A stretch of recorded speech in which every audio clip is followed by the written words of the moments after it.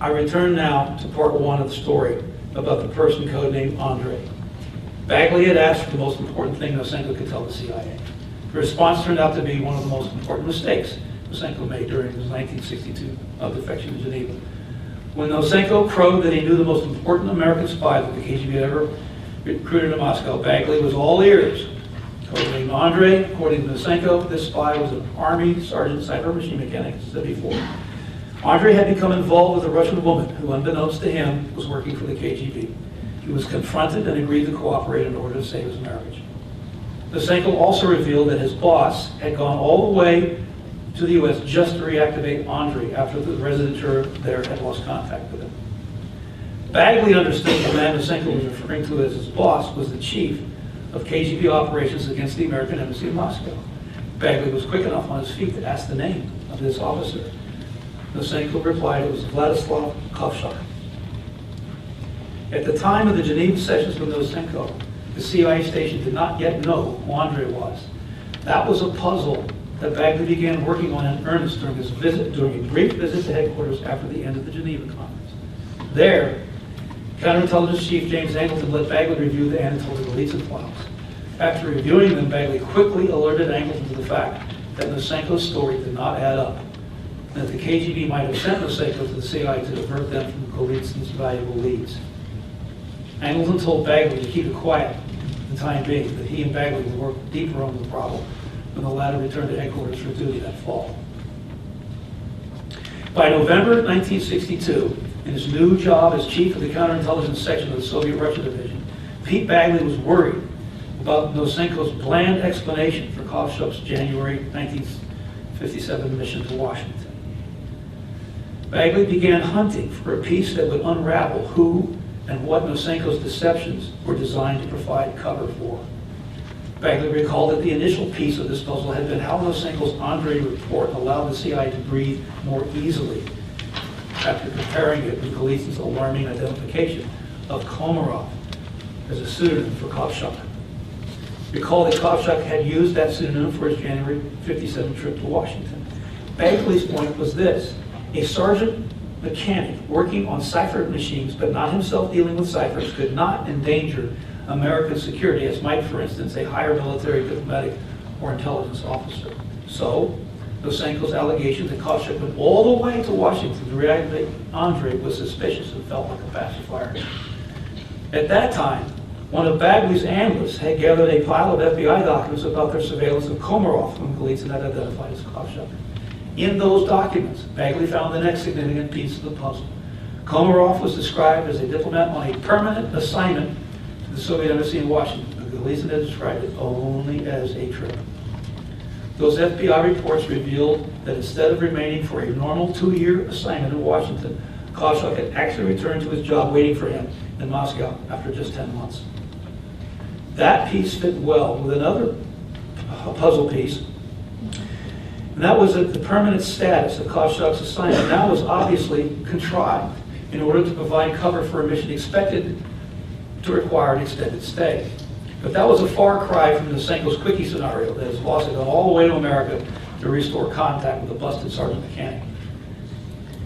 These differing scenarios steered Bagley to hunt for the piece of the puzzle that would reveal how Kovshar's mission in Washington fit with his responsibility in Moscow, penetrating the American embassy. Bagley wondered if Kovshar might have had unfinished business with an American in that section that they had recruited in the embassy. And Bagley eventually did find that piece in that same pile of FBI documents. Kovshar had not been alone in his Washington trip, a fact that underscored the importance of his mission. Kovshar's clever use of the pseudonym Komarov to make him appear as a nondescript diplomat did not, at first, give the FBI reason to take any special interest in him.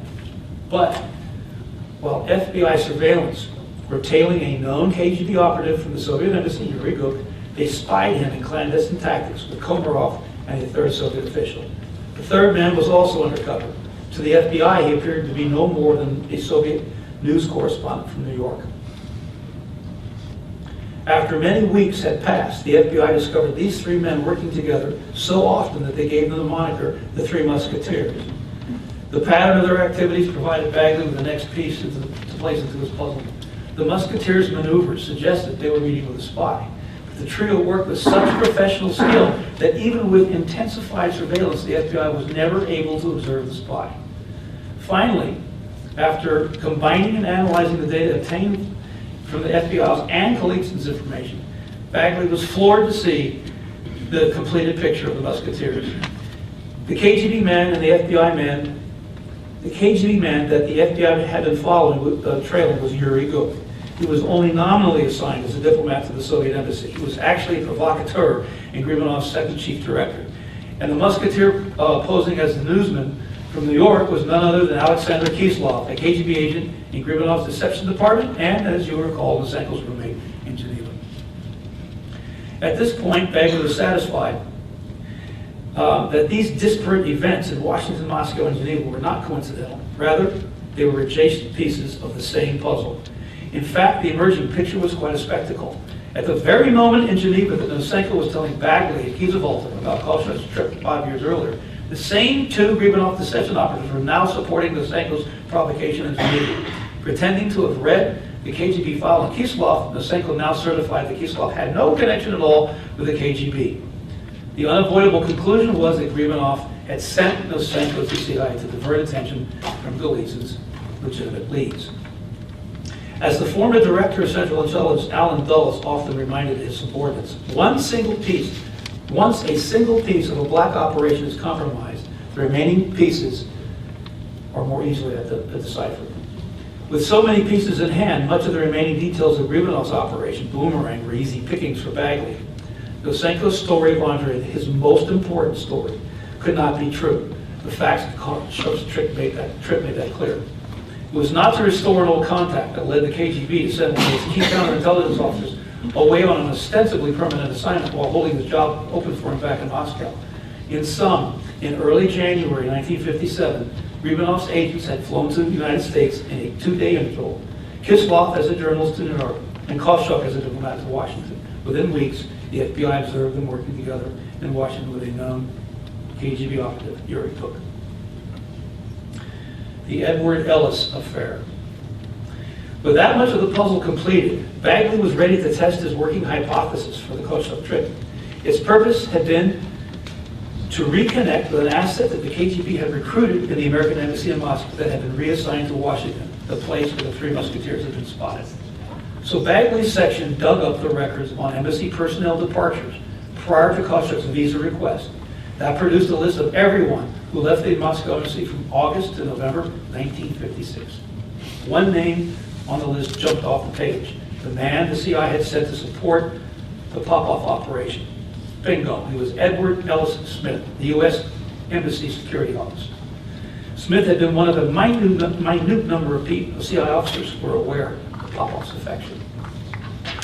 Kondrashev had planted an attractive KGB agent at Smith's maid, and he carelessly fell straight into a sex trap. In September 1956, the KGB stormed in and caught Smith in the act. Kondrashev confronted him and offered to do nothing, but Smith agreed to collaborate with the KGB. Smith vacillated for several days before informing an embassy supervisor. The CIA recalled Smith to Washington right away, where he was evasive during an interrogation with a security officer.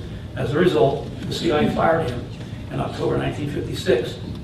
Then, the CIA got a lucky break. Until late summer of 1957, Ellis Smith remained in Washington while waiting for a job in California to begin. At that moment, a key connecting piece fell into Bagley's hands. That piece placed Smith into a crucial section of the puzzle. It was a note written by a CIA operations officer shortly after the three Musketeers were apparently meeting with the spy in Washington. The note indicated that during the spring of 1957, the author had fortuitously bumped into Smith on the street. When the operations officer asked Smith how things were going, Smith replied that while he was waiting to go out to California, he was spending a lot of time in Washington's movie houses. That was the exact same period of time during which the three Musketeers were observed operating around Washington's movie houses, and as Golitsyn had heard, learning things that put the KGB onto the trail of Peter Popov. That allowed Bagley to put a new Nosenko piece into place. Nosenko had shown an uncanny awareness of the Ellis Smith case, even alleging his own personal participation, though that had not been possible. Why? Because it was during the second half of 1956 that Kondrashev had compromised Smith in a honey trap Nosenko was unable to participate because a year earlier he had been transferred out of Kozak's embassy section to an assignment in a department unrelated to KGB operations against the embassy. Much later, the KGB admitted that they had in fact recruited Smith. So Golitsyn had been right after all. Kozak's 1957 trip led the KGB on to the defection of Popov, and the Nosenko stories about the trip were part of the Gribanov strategy to divert American intelligence away from Smith's track. At this point, Bagley had come very close to completing Nosenko's Andrei puzzle. The picture taking shape now revealed the great pains to which the KGB had resorted to protect its real source, Ellis Smith, by delaying Popov's recall from Berlin and using him after a secret arrest as a double agent in Moscow. That would draw a CIA person from the embassy to contact him so he could ostensibly be exposed by routine surveillance of diplomats. That was the contrived story that the KGB forced Popov to put into a note to the embassy contact, and Nosenko was now backstopping that same story in Geneva 3 years later. Kovsuk did not go to Washington for the cipher machine mechanic. There was much bigger fish to find. When Andrei was finally identified and interviewed by the FBI, his account made that clear.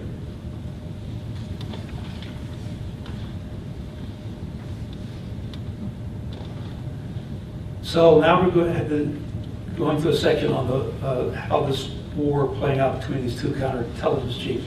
I just thought this might wake everybody up. Obviously, Angleton's a good guy.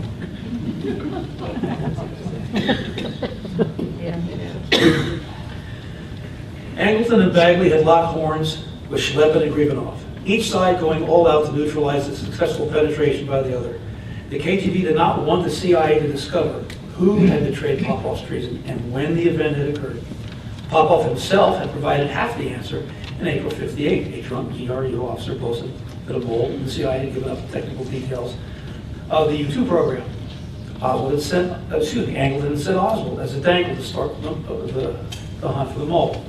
The rest of the answer was delivered to the CIA in the form of Golitsyn's revelation. It was Kovsuk's January '57 trip that had uncovered Popov's defection straight away. At the moment he learned of Golitsyn's defection, Gribanov understood that Golitsyn might help the CIA discover when and where the KGB had learned about Popov's defection. At this point, the CIA was on the verge of discovering that the source of the U-2 leak and the uncovering of Popov was probably a single KGB mole inside the CIA. The 15 months between January 1957 and April 1958 separated the uncovering of Popov and Popov's news about the mole. All of these time and location data points were a big deal. Knowing the truth about the time and location was Washington in 1957, and that the false time and location was Moscow in 1959, would permit Angleton and Bagley to develop a more accurate profile of the KGB mole. This information, in turn, would also help the CIA identify false defectors. Gribanov sent Nosenko to sow confusion by loading him up with poisonous but tasty tidbits to disconnect the time and place of Popov's uncovering from the time and place of the U-2 leak. And, as I again said, warned Kondrashev, Gribanov's plan was highly risky and not well prepared. In his book Spy Wars, Bagley wrote that they never found out why the KGB had such a keen operational interest in Ellis Smith. However, Bagley suspected that Smith might have helped the KGB recruit that mole in the CIA that had never been uncovered. Andrei Part 2. In the fall of 1951, Andrei left his wife and children in the United States and went to work for the American Embassy in Moscow as a cipher machine mechanic. Andrei's job was to repair and test exterior parts of the machines. Deeper repairs and maintenance were only performed by visiting specialists. Andrei never actually saw the secret rotors inside of the sealed housings. Whenever he was admitted to the code room, he was accompanied very closely by a code room official everywhere he went, even to the toilet. In 1953, a few months before the end of Andrei's Moscow tour of duty, he fell for his pretty maid's tempting invitation to visit her small apartment. The KGB had installed hidden cameras there. They soon confronted Andrei and offered to give him the photos and negatives if he would steal the key to the embassy's codes. He readily agreed to meet them again, and at their second meeting, one of the KGB officers provided him a special paper and a flashlight to use on a list of rotor settings. But he never had an opportunity to do so. He returned the blank paper at the next meeting. There were no further meetings during Andrei's remaining months in Moscow. the KGB realized that Andrei was an expendable dud that would come in handy in the future. In the US, Andrei lived in constant fear that the KGB would find him and ask him to commit espionage. He happily accepted an offer to transfer to an army recruiting station where he would not have access to classified materials. And sure enough, 4 years later, in October 1957, the KGB contacted him and brought up the subject of his Moscow maid and the pictures. Andrei was met by a short, heavy-set Russian who offered to return the compromising pictures in exchange for documents. Documents that the KGB knew would be useless. Andrei brought a handful of classified army recruitment pamphlets to the next meeting. The short man was accompanied by an older Russian man, who Andrei recognized from photographs the FBI had shown him. Not surprisingly, the older man was Homer, the pseudonym for Vladislav Kovshov. Gribanov knew that Andrei's 1957 contact with the KGB in Washington would later provide a suitable peg upon which to hang a false reason for Kovshov's trip and activities with the other two musketeers. Andrei retired from the Army in late 1961, 6 months before Nosenko first reported to the CIA in Geneva. Andrei had no access to classified information, and Nosenko's tip surrendering him to the Americans not only cost the KGB nothing, but also helped to cover up Kovshov's true mission in Washington. The FBI determined that Andrei could not have delivered sensitive information, so they decided not to charge him, and they let him live out his retirement without further disturbance. In 1964, Nosenko gave different data on Andrei, and that finally made it possible for the FBI to identify who Andrei was. Army Sergeant Dale W. Smith. In his first meeting with Bagley, Nosenko had said that Andrei he knew, the most important American spy ever recruited in Moscow, had been recruited in 1949. And that was a bad mistake, too. Nosenko did not join the KGB until 1953. Furthermore, that was 2 years after Sergeant Dale Smith was recruited by the KGB. So the truth was that the most important American spy was recruited in Moscow in 1949, and he was a valuable code clerk, not a harmless cipher mechanic. Nosenko did not know him personally, had nothing ever to do with him at all. After the Cold War, when Kondrashev told Bagley about the successful recruitment of this code clerk, his name was Jack, not Andrei. Kondrashev himself had recruited him in 1949. The KGB, at the time it was actually called the MG, but we'll go with KGB, had recruited an American code clerk in Moscow, enabling it to break America's military ciphers at a critical moment of the Cold War. Only 8 people in the world, aside from the recruiter himself, Kondrashev, knew these things and of the cipher break. When Stalin learned that the U.S. had, through the cipher break, that the U.S. had excluded Korea from its new Pacific defense perimeter, he removed his objection to the North Koreans' long-standing plans to invade the South. This American code clerk thus inadvertently touched off the Korean War. Until Pete Bagley's 2013 book, Spy Master, that traitor's role had remained unknown. At the end of 1961, the first hint leaked to the West about this code clerk's recruitment came on the heels of Anatoly Golitsyn's defection. Golitsyn had learned about the recruitment of an American code clerk, but only that his code name was Jack. But that code name indeed belonged to Kondrashev's recruit.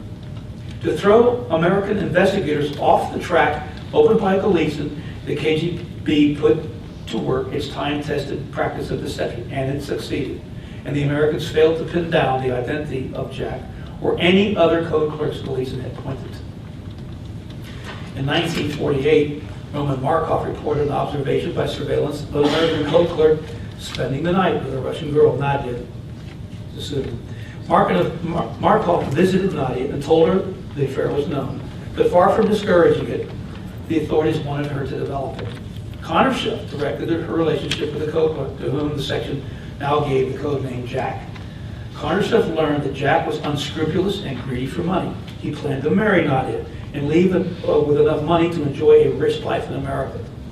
Kondrashev met Jack in Nadia's apartment 2 or 3 times a month, and Jack answered all of Kondrashev's questions. Kondrashev began giving Jack envelopes containing $500, the equivalent of about $5,000 in today's currency.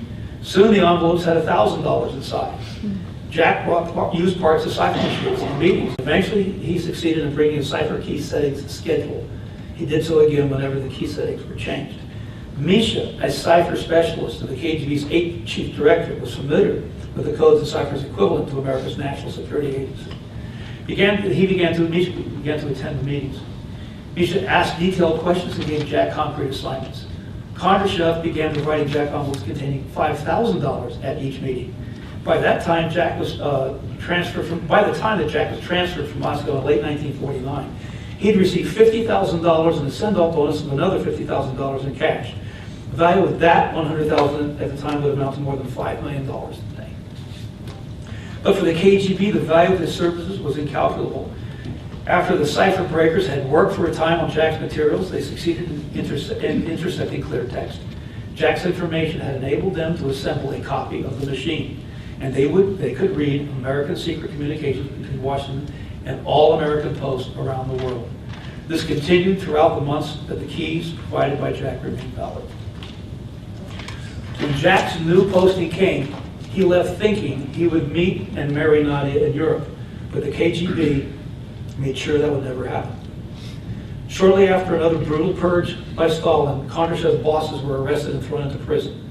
As a result, years passed before the KGB could pull itself together enough to even think of reactivating Jack. When an attempt to do so was finally made, it failed.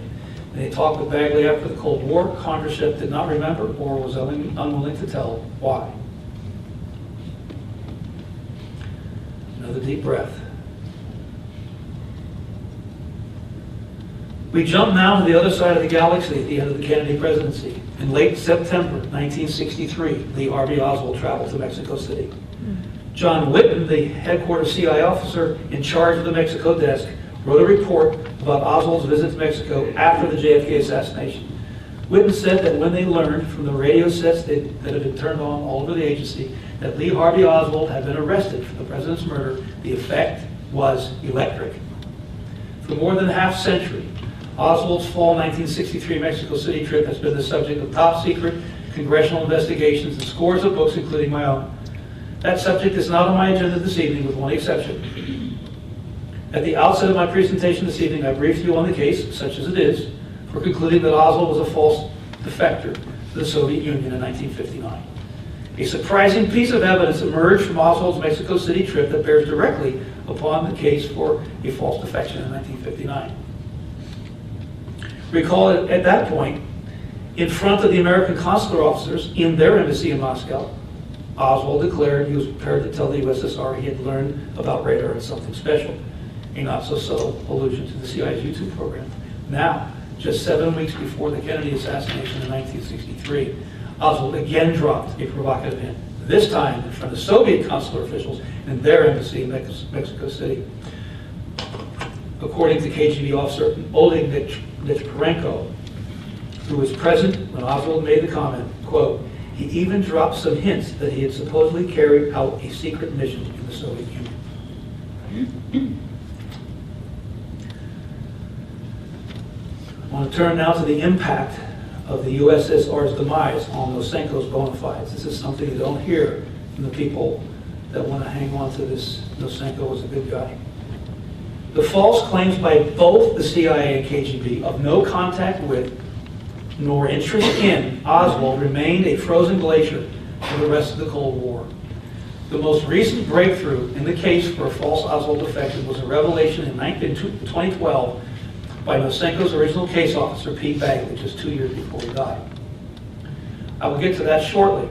However, the first major breakthrough came in the wake of the tumultuous events of August 1991 in the Soviet Union. The collapse of a hardline coup precipitated the demise of the communist system. This in turn led to a brief honeymoon with the West, during which many Central Committee archives, including KGB records on Oswald, were temporarily opened, and former KGB officers compared notes with former CIA officers about this and other cases.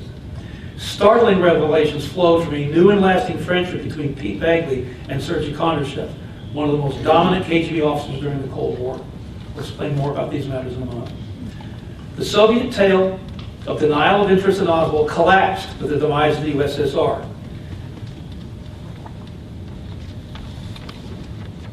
And that event completely demolished the bona fides of Yuri Nosenko, because he was sent back with a message saying that they'd never, ever talked or approached Oswald.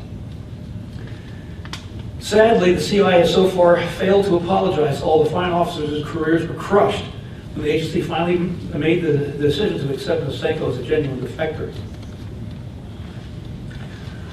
We now know for certain, as Pete Bagley and Dave Murphy of the Soviet-Russia Division deduced in early 1964, that Nosenko's Oswald story was the opposite of the truth.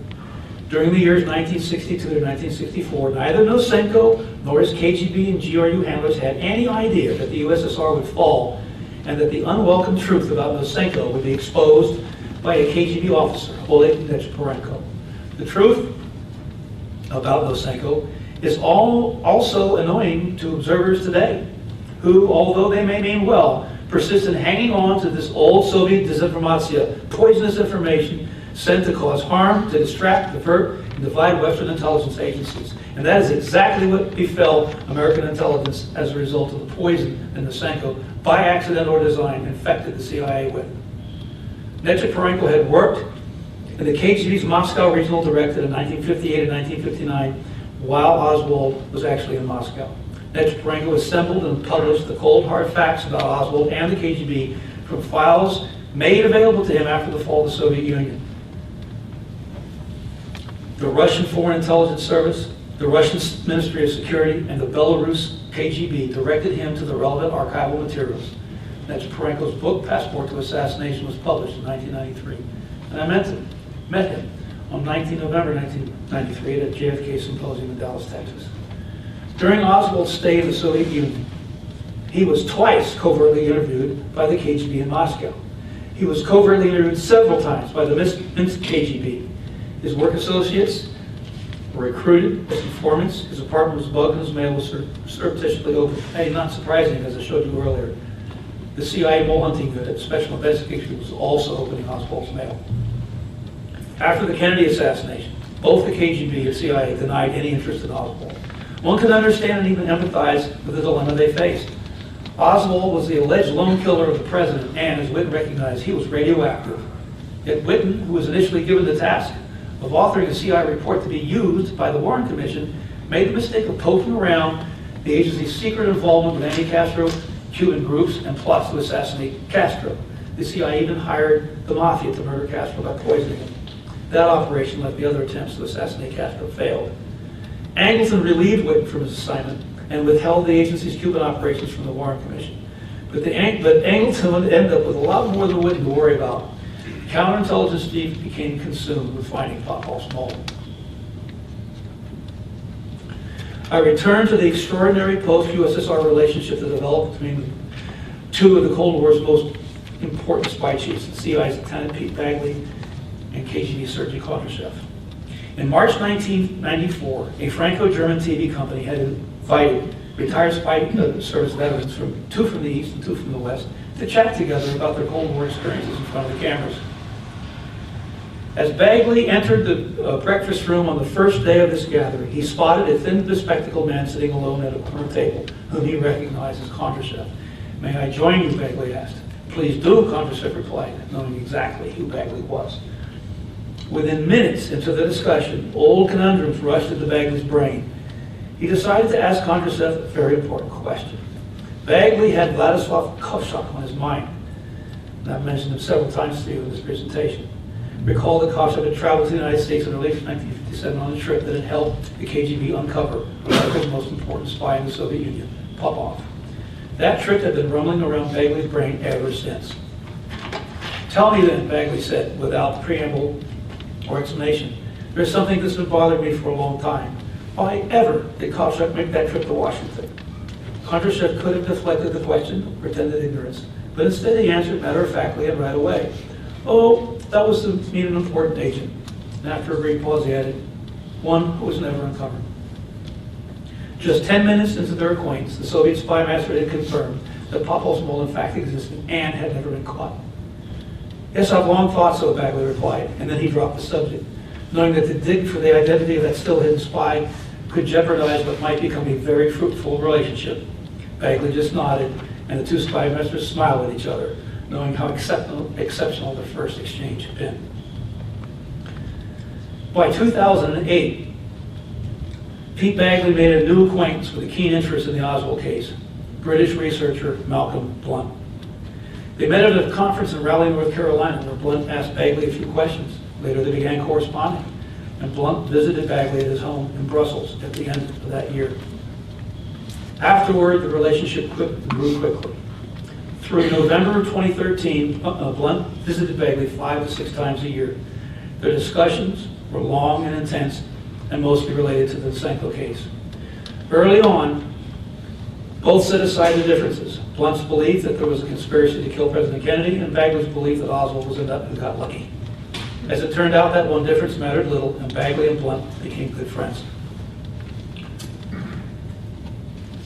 It was during a meeting in 2012 that the most telling moment in the relationship took place. Malcolm Blunt laid out in front of Pete Bagley, piece by piece, the documents demonstrating the capture, as I laid it out for you earlier, of the Oswald paper trail by the Security Office, Security Research Staff, and Oswald's defection in 1959. Bagley had not arrived in the Soviet Russia Division until September 1962, and as such, Bagley was not present for Oswald's defection in Moscow and the subsequent subversion of the internal dissemination records about the event afterwards.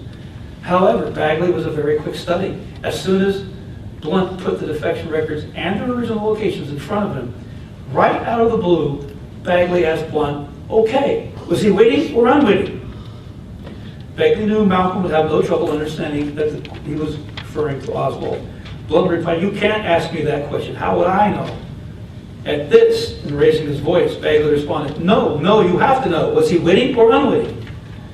Challenged in this manner, Malcolm had little choice but to proffer a guess. With some reluctance, he replied, okay, unwitting. With even firmer emphasis, Bagley countered, oh no, he had to be witting. Malcolm believes that in that instant, Bagley saw that this high school dropout, a nothing, a nobody, may have indeed been utilized by the agency.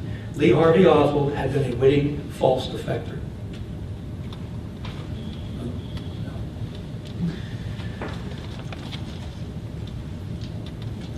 But that was at the beginning of the spy war saga.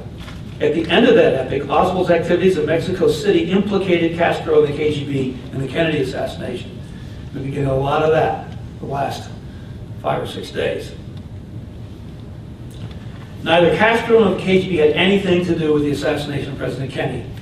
Well, that is my considered opinion, and the result of 25 years of studying many thousands of formerly classified documents. It's beyond the scope of my presentation this evening.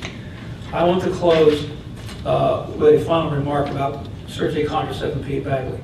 In 1971, Director of Central Intelligence Richard Helms threw in the towel and approved the change in Nosenko's status, making him a bona fide defector. That decision followed 8 years of intense struggle during which Bagley and others refused to agree that Nosenko was a legitimate defector. For that, his career was essentially over. According to at least one article in the International Journal of Intelligence and Counterintelligence, Pete Bagley was considered one of the best counterintelligence officers of the Cold War era. He had served as chief of counterintelligence in the CIA, Soviet Russia Division, and deputy chief of that division, and had been Nosenko's case officer.